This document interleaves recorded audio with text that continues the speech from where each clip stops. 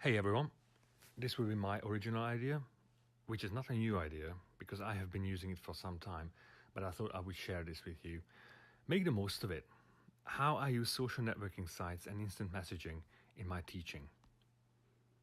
Because let's face it, Facebook is here to stay, and kids are using it, like Facebook zombies. So what if we could turn the table around and use Facebook to make them practice English?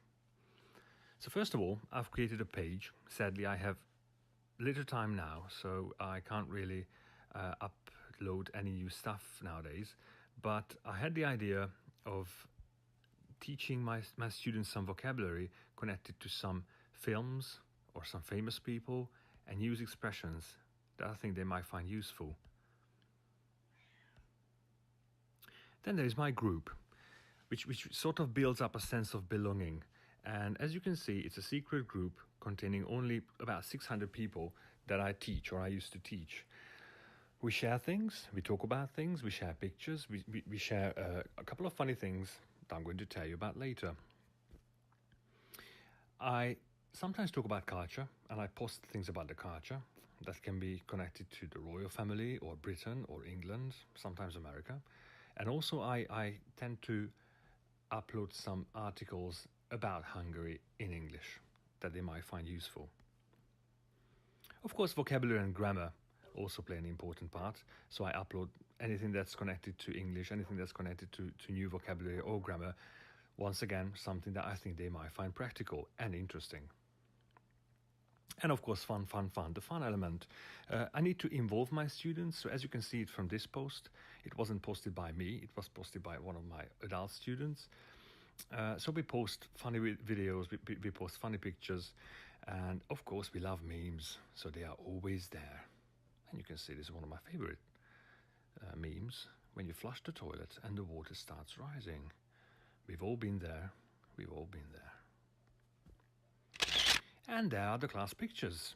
I tend to take some pictures. Of course, it's a secret group, so I ensure my students that not many people can see these pictures, only the 600 people in the group. And well, when we play a game, when we do some communicative activities, I take some pictures and they sort of enjoy looking them back when they get home. And yes, of course, the teacher has to be the joke. Well, you don't have to be the joke, but students like it if you sort of make fun of yourself. So I tend to be the joker. I tend to try to be funny. In the first picture, you can see me making a video in the school. It was a special Halloween party, and there were lights only in the toilet. And I finished my last class. When I entered the corridor, when I left the room, it was completely dark, like pitch dark. So I had to make my way out. And on the way out, I made a video in which I'm talking to my students to let them know that I'm going outside, and if I die, then they should look for my dead body somewhere in the corridor. In the second, I'm floating, and I'm not going to tell you how I do that. I can float. And there's the messenger. Let's talk about everything. I love this messenger, and I love the functions it can give you, and how you can actually use that with your groups and in teaching. See you then and see you there. I always make a plan in the group chat message thing, so the students don't forget when the next class is. And I'm sure that they will remember that in front of a day you write on, and in front of a time you write at, if necessary.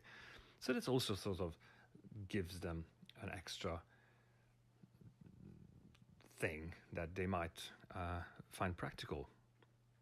Homework, yeah. Sometimes I set homework. Here you can see an A1 group. The task was to put in a picture, but not a full picture, just part of a picture, and write a mysterious description of a person, and the others had to guess who the person was. I'll give you some time to read it. You might be able to guess the guy on the left. I think he's just around the corner. And of course, I try to broaden their horizon. It's not only the course books that can teach you English. It can be a funny video. It can be a series. It can be a documentary. So once again, if I find something that is particularly good for one group, I post that link in the chat group. And of course, I remind them of homework. Yeah, never forget the homework. And let's learn from each other. It could be like a motto. Sometimes it's on the spur of the moment. Sometimes it's planned. Sometimes I set them missions like give us an idiom, and then ask somebody else in the group to give you another idiom, and then we end up with 6, 7, or 8 idioms in the chat that we can learn. And once again, fun. Lily and Fanny were really tired that day. So when I got home and I found this meme, I found this video, I sent it to the group. How's your Monday going? And there's the little girl knackered, and this was Lily and Fanny. So it just sort of like we look back at the lesson, and we sort of laugh at what we can laugh at. And well, once again, students can learn how your Monday is going, and of course they can tell us that Monday should be a capital M, not like this here. So thank you for listening, and I hope that this was not a boring original idea. Okay, see you next semester. Bye now.